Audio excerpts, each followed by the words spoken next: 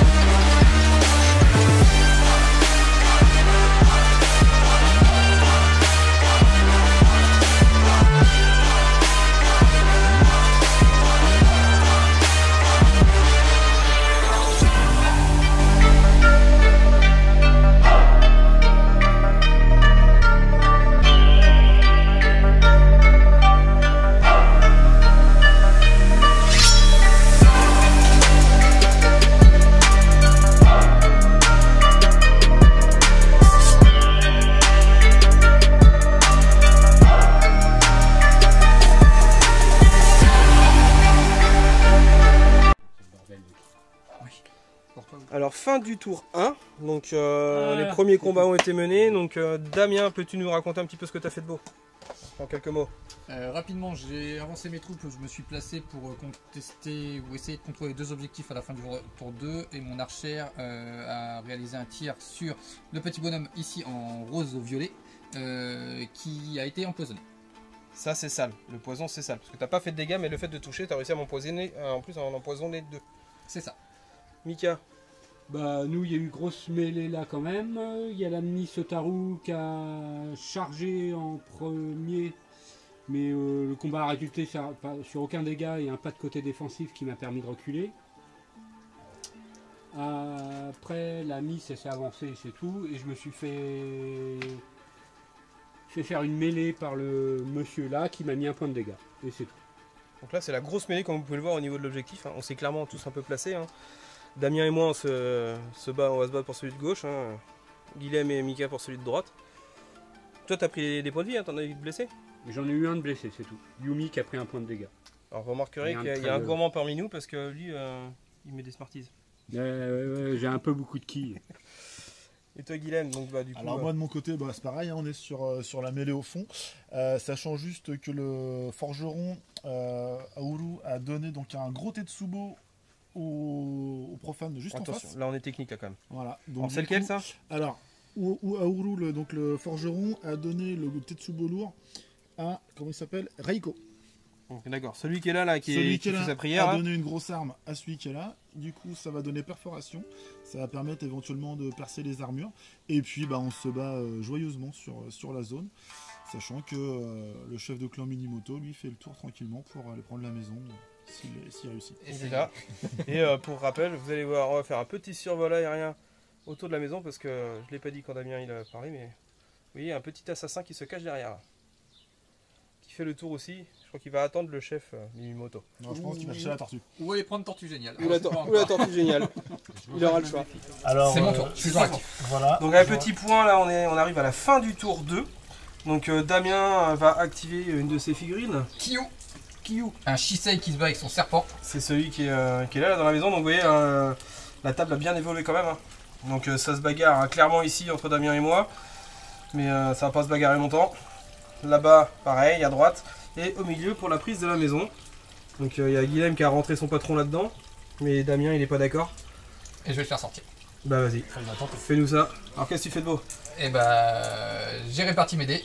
Moi aussi. Guilhem aussi. J'ai fait 3 attaques, 1 défense. 3 défenses, 1 attaque. C'est parti pour l'attaque. Ici. Excuse-moi. Il peut pas, il s'est gouré de plateau. C'est pas grave, on bouge. Allez hop. D'habitude. Joli. Joli jet. Eh, tu pouvais pas faire ça quand c'était contre À moi. toi. Donc moi c'est ma défense. Ouais. C'est mieux. C'est défendu. C'est Ah, défendu. c'est beaucoup mieux même. C'est beaucoup mieux. Je te dis, ça sert à rien de cramer plein de quilles. Dans ce cas-là, Guilhem en défense, du coup il fait 6. Il avait 2-3, donc du coup ça fait 8. Parce que chaque dé fait Et moi je plus fais 1. 3 et 2 1. Et Donc ça fait 3. les as ils coûtent pas. Voilà. Et tout l'intérêt c'est que je reste dans la maison. Et bah oui. Et maintenant on pour fait la le coup. défense. Et du coup c'est casse-pied. Et là c'est moins drôle pour lui. Donc voilà. Parce que là tu Je vas pouvoir le l'attaque. taper. 3. Ça devrait être Il fait 1. 1. Donc des réussites de 2. Non, réussite de 3. Ouais, 1 c'est c'est de 3, considéré il comme compte pas. 0. Et en fait tu vas me tuer. Non. Allez fais tes dégâts. Ah, parce qu'en plus je jette 3 dés mon lapin. Oui t'as coupé. 3D. Allez, coup puissant. Et il C'est garde les ça deux le coup meilleurs. puissant. Exploit qui Il garde les Je deux. garde les 2 meilleurs. Je suis là. Ah, ça va. Bon bah je vais garder un 3 et un 1. 4. 4 réussites de 3. T'as de la Ah, chance. sachant que j'ai plus 2 à mon... Donc tu fais. Attends, jet de dégâts. 5. Ouais. Donc ça fait 5. Cinq Non, pour 6 même d'ailleurs. 4. 3 et 2. 1. Réussite de 3, 3. 3 points de dégâts. Bon, ça va, pour un gars qui pensait mourir, tu n'en prends que 3. Oui 3 sur 5. Petit résumé, fin du tour 2, gros tour à rebondissement, comme vous avez pu le voir un petit peu avant, donc Damien a pris possession de la maison au final. Il a fait rentrer son assassin qui était planqué derrière la maison, il y a un petit combat là, qui se passe avec le chef des Minimoto. Voilà. Yuji Minimoto. Par là-bas, bah, ça n'a pas bougé. Hein. Et là, gros rebondissement par ici. Parce que bah, l'archer s'est bien défendu, puisqu'il a réussi à m'empoisonner mon petit gobelin, là, mon petit bakemono. Il est mort au poison à la fin du tour. Moi j'ai réussi à dégommer le lancier et une petite prouesse de la part du petit gars là qui est là avec sa petite machette. Il a découpé en deux la tête du serpent. Donc par contre, fin du tour 2, Damien prend les 2 points de scénar avec l'objectif central. Et Guilhem aussi. On prend 2 sur l'objectif à droite. Et toi aussi. Et moi aussi. En fait, tout le monde prend 2 points d'objectif, sauf Mika. Bon bah, fin du tour 3. Et fin de la partie. Suite à une superbe action des Bakimono, qui ont fait une grosse boulette. Je vous explique tout de suite pourquoi. Donc, petit plan sur le terrain à la fin du tour 3. Donc pas de points de victoire supplémentaires. Donc la règle en fait à Bushido, c'est que s'il y a une faction qui se trouve complètement anéantie, à savoir le clan Ito.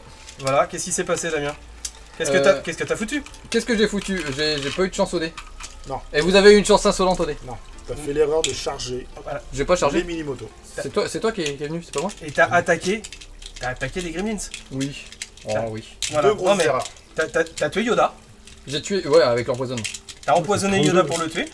Et du coup, voilà ce qui reste en figurine à Damien. Ah non, pardon, ça c'est ce qui est mort. À savoir toutes ces figurines. Du coup, en fait, j'ai fait la boulette de tuer le dernier figue à Damien qui était ici, c'était l'archer. J'ai fait un superbe coup, j'ai complètement zappé la règle et du coup, j'ai one-shoté son archer. Ce qui fait que ça met automatiquement fin à la fin du tour à la partie. Sauf que le problème, c'est qu'il n'y a pas de comptage de points. Donc du coup, on finit avec un match nul entre Damien, Guilhem et moi à 2 points, enfin 1 point de victoire chacun.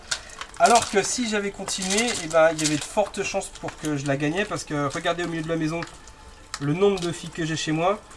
Sachant que je pouvais encore en ramener 2 supplémentaires. Et si on me faisait des morts derrière, je pouvais en invoquer. Donc le contrôle de la maison, normalement, ça se passait pas trop mal. Donc partie très sympa. Qu'est-ce que vous avez pensé les gars? Guilhem, la partie à 4 joueurs. Ah très bien. 10, ça fait 30. Très bien, ça se compile bien. Et puis du coup ça permet c'est vrai, ça offre d'autres points de vue quoi.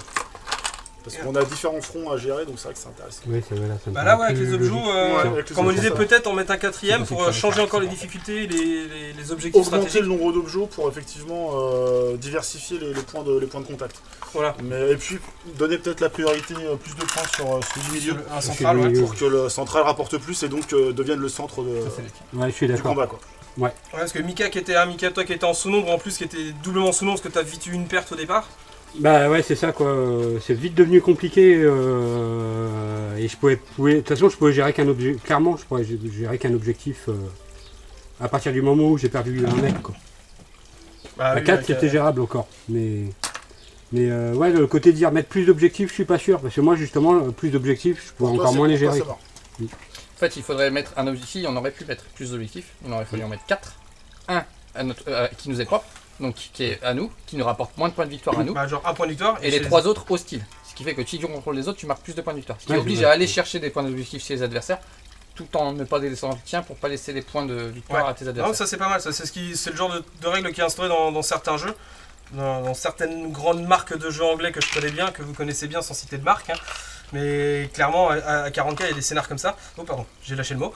Mais voilà, vous savez très bien de quoi on parle. Et où ça c'est plutôt cool. Voilà, l'objectif chez vous, il vous rapporte 1 point, en zone neutre 2 poins, et éventuellement en zone adverse 3 points. Ah oui, ça va. Voilà, après c'est sur des tables plus grandes, mais ici, donc à méditer pour une prochaine. Hein, si on se recale une partie en multijoueur comme ça, de se faire un truc dans ce style-là, ça peut être cool. Ouais, complètement. Ouais. Donc, dernier petit plan sur la table, hein, parce que, hop là, belle petite table quand même. Et figurine, full pain. Ça n'a pas de prix. Full pain, pas moi. Moi aussi. De loin, on dirait. De loin, on dirait, ouais. Elle est pas terminée, mais elle est pas, elle est pas grise. Il reste le socle, t'as pas fait le contour du socle en noir. Ouais, ouais. Puis avec les couches de base. Bon, de loin, ça passe, hein. Ça passe. Donc voilà, j'espère que la vidéo vous a plu, que le jeu vous a plu. Donc si... Hop. Donc n'hésitez pas, si vous voulez plus d'infos, à me contacter pour plus d'infos sur le jeu et pour savoir où on peut le trouver. Ciao, à plus.